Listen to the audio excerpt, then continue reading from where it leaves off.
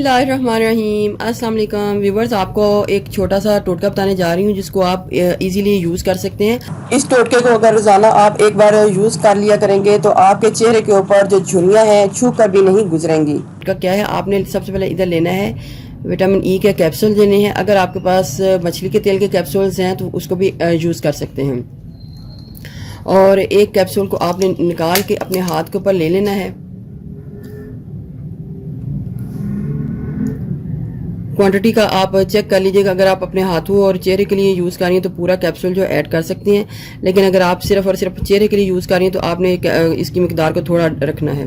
फिर आपने ज़्यादा नहीं डालना, थोड़ा सा डाल के बाकी का आप सेव करके रख लें, नेक्स्ट टाइम यूज़ कर लेंगे। और कोई भी आपने फेस वॉश ले लेना है। इधर मैं पाउंड का फेस वॉश जो वो यूज़ कर रही हूँ।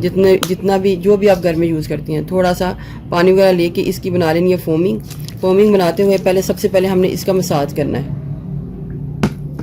मसाज करते जाना है और ऐसे मसाज करना है जैसे आप कोई फेशियल वगैरह कर रही हैं। है वो आपकी स्किन के ऊपर सारा का सारा असर छोड़ दे। एकदम से आपने अपनी स्किन को इसको वॉश नहीं करना, क्योंकि जो विटामिन ई है उसका असर आपकी स्किन के ऊपर लगा रहना चाहिए।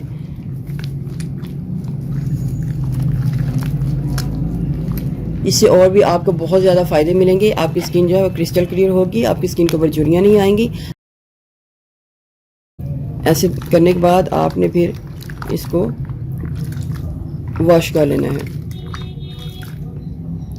ऐसा आपने दिन में एक बार करना है।